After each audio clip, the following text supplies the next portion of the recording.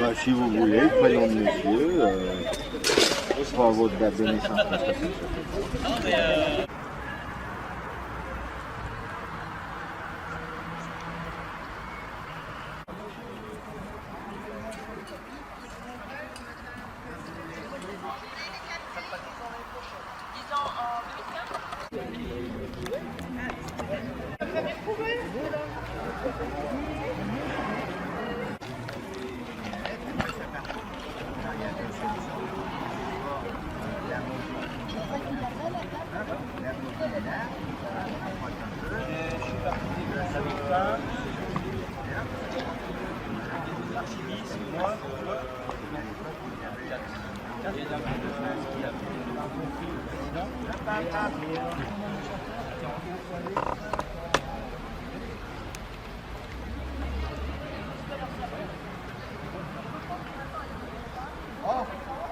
Ça m'embête encore.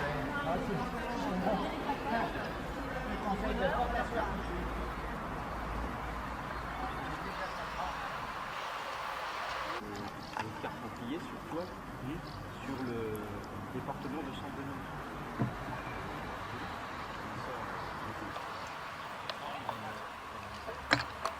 Allez. Il a quand même permis la restauration du trône de Louis XVIII. On porte un toast.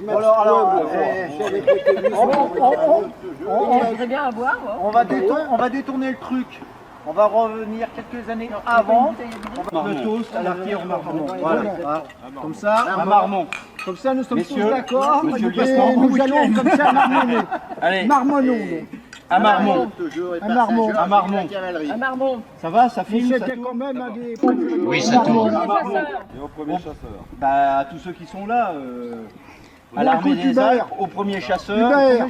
au premier bataillon, À la gendarmerie. Ah, bah quand à la même. gendarmerie, Monsieur, j'allais te proposer Hubert de nous... à la gendarmerie Parce que personne ne impériale voulait en et faire. nationale, Voilà. oui, à l'empereur, À lui. à l'empereur On perd la violette. et au roi de Je Rome. vous signale qu'il y est là, le père la violette, ça y est, il est parti. T'as été invité. Si on trouve 2-3 personnes... Allez, je vais enlever ça.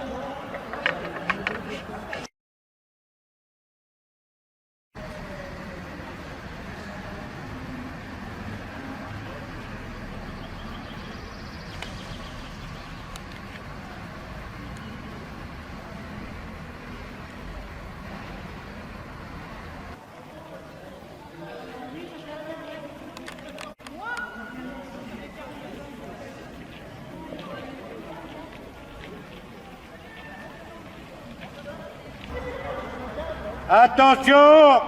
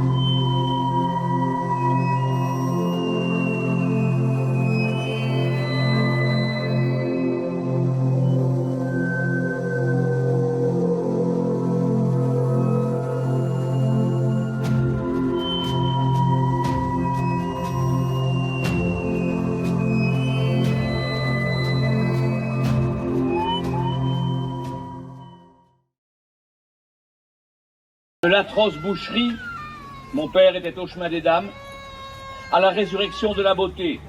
Ce n'est pas un texte à la Déroulède, à la Jean Richepin, à la Aragon. Mort, où est ta victoire? C'est un texte bref, rassurez-vous, facile. À Verdun, même les rosiers ont fleuri sur les morts. Les cris sont retombés sur les gerbes du mal. Les éclats d'obus font semblant d'avoir ouvert des livres d'or délirants de mémoire. Le temps des branches mortes a renoncé. Longtemps interrompues, les forêts finissent leurs phrases. Le temps ne compte pas sur les tombeaux pour se couvrir de rudérales et garder le deuil d'un amour fané. Une enfant se souvient du père. Elle a choisi dans la rose des vents, au-delà de quelques pétales, une rose absolue, marquée au coin de sa fidélité. J'invite Monsieur le maire, avec une de nos concitoyennes qui habite le quartier, à venir dévoiler ce monument.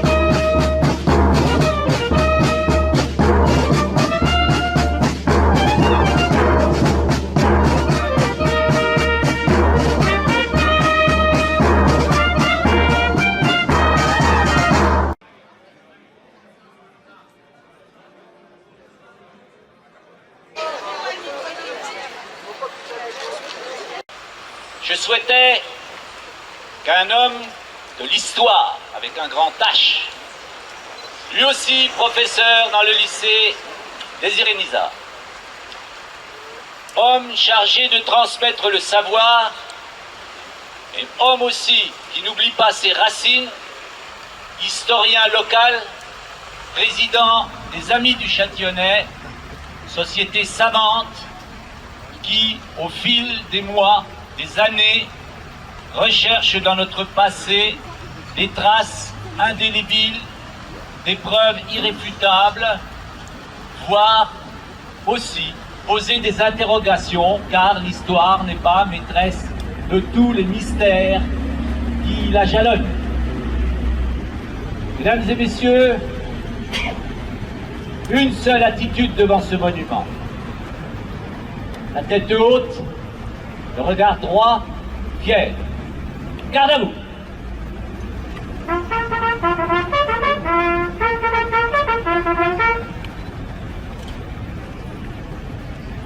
Veuillez déposer les gerbes.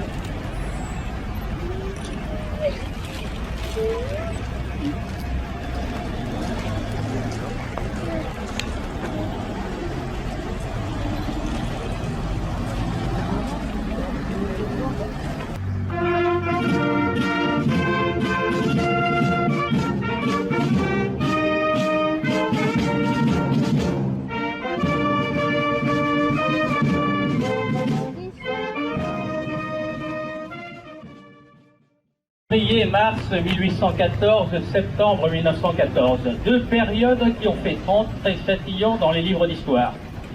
La première, 5 février, 19 mars 1814, le congrès de Châtillon, et nous sommes juste à côté de l'endroit ici où s'est passé ce congrès.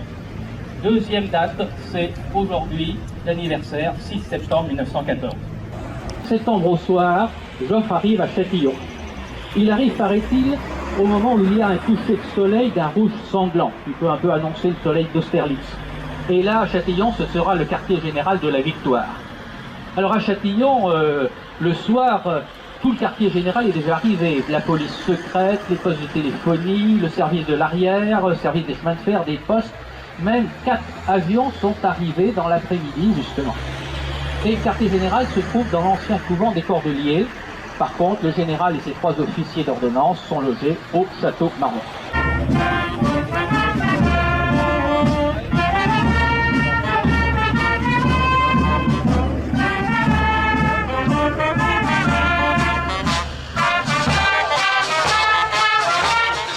Monsieur le maire, chers amis châtillonnais, l'indivision maître, société familiale propriétaire du château Marmont, est heureuse de vous y accueillir. C'est donc ici, dans cette chambre, qui est juste au-dessus de nos têtes, que Joffre a mis la dernière main à son célèbre ordre du jour de la bataille de la Marne, dans la nuit du 5 au 6 septembre 1914. Notre parcours dans Châtillon a bien symbolisé les allers et retours permanents entre le couvent des Cordeliers et le château Marmont, entre les équipes de travail de l'état-major, logées aux Cordeliers, et leur chef qui résidait ici. Mais après le temps de la concertation en équipe, vient le temps de la décision finale qui n'incombe qu'au seul chef. Et c'est ce que Joffre a fait, ici même, devant vous, dans cette nuit du 5 au 6 septembre, pour lancer la contre-attaque victorieuse. Toute chose égale par ailleurs, on peut dire que ce 6 septembre 1914 est l'équivalent pour la Première Guerre mondiale du 18 juin 1940 pour la Deuxième Guerre mondiale. En réponse à l'appel décisif d'un chef, notre pays se ressaisit, cesse de reculer et engage la contre-offensive menant à la victoire finale. Un tel moment historique est toujours la rencontre d'un homme d'exception, de circonstances dramatiques et d'un lieu chargé d'histoire. Sur l'homme Joffre et sur les circonstances, l'excellente exposition que les amis du Châtillonnais ont préparée dans la galerie du château vous expliqueront tout cela. Je voudrais simplement, en quelques mots et quelques dates, vous parler de ce château Marmont où Joffre a choisi de résider.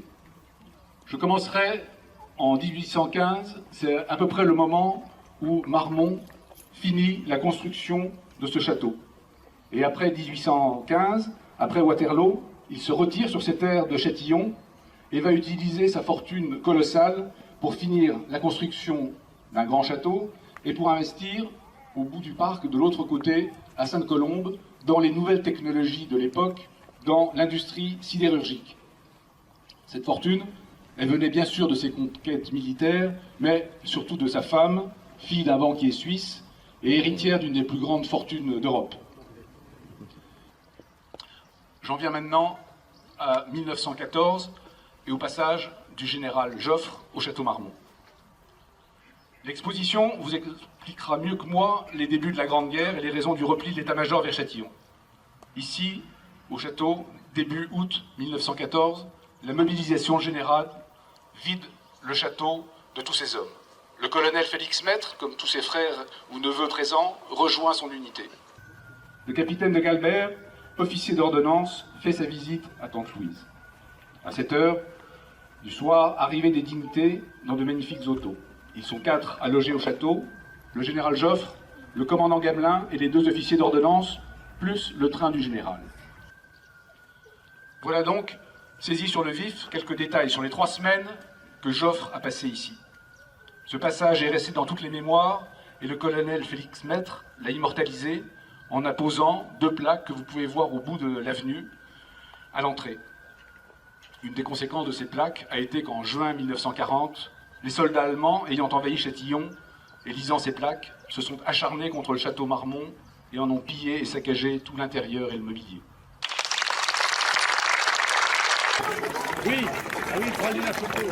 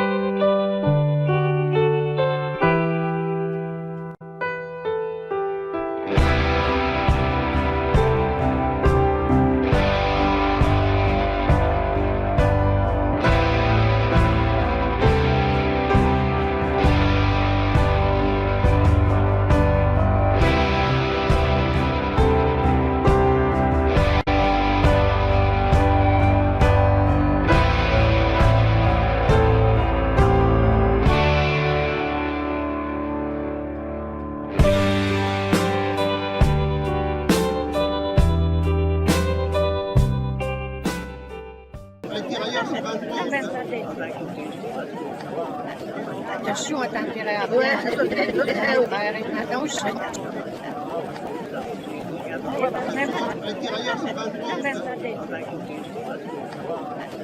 Attention à t'intérêt à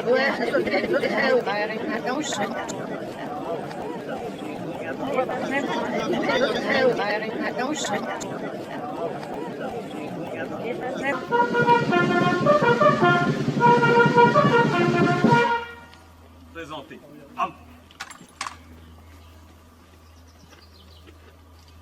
Repos. Reposez. Repos. Monsieur le préfet de région Bourgogne, monsieur le ministre, député et président du Conseil général, monsieur le sénateur, monsieur le maire de Viviers-le-Duc, messieurs les dignitaires de la Légion d'honneur, de la médaille militaire et de l'Ordre national du mérite, messieurs les conseillers généraux, monsieur le sous-préfet, mon colonel, commandant le groupement de la gendarmerie de la région Bourgogne, mesdames, messieurs les présidents d'associations d'anciens combattants, mesdames, messieurs, la cérémonie à laquelle vous allez assister dans quelques instants est consacrée à la mémoire des 37 maquisards tués lors de la bataille du 10 juin 1944. Aujourd'hui, 8 juin 1944, 2014, cet hommage revêt une importance particulière puisque nous commémorons le 70e anniversaire de cet événement. À l'heure où nous avons les derniers témoins présents de cette tragique bataille, j'ai l'honneur de vous informer que notre cérémonie a reçu l'homologation du 70e anniversaire par l'Office national des anciens combattants. À la mémoire de ces 37 martyrs de la forêt de Châtillon, morts pour la France, nous allons respecter quelques instants de recueillement. Aux morts!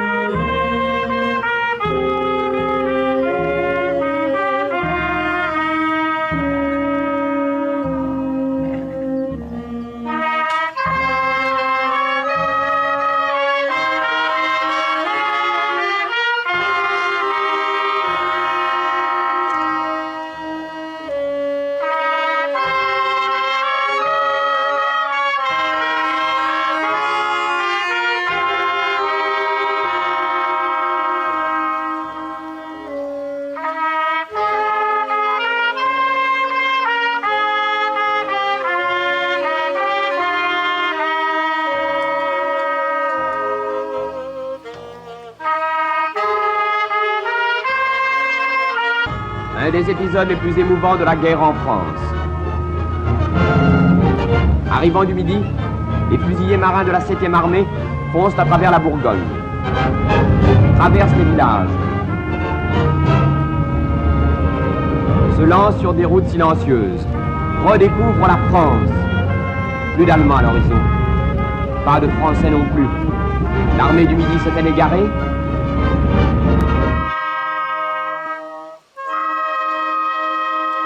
Châtillon-sur-Seine. Et voici soudain qu'arrive descendant du nord les spahis de la 3e armée.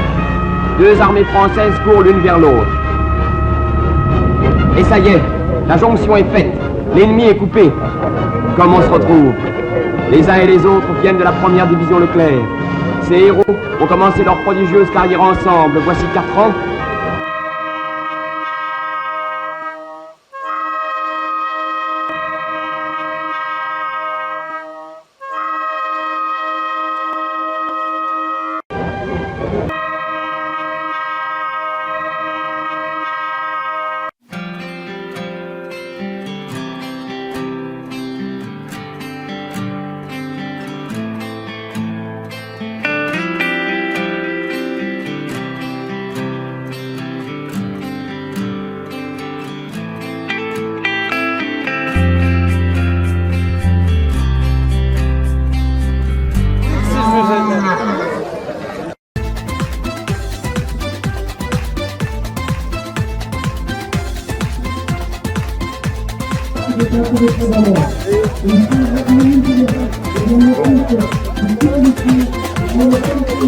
Thank you.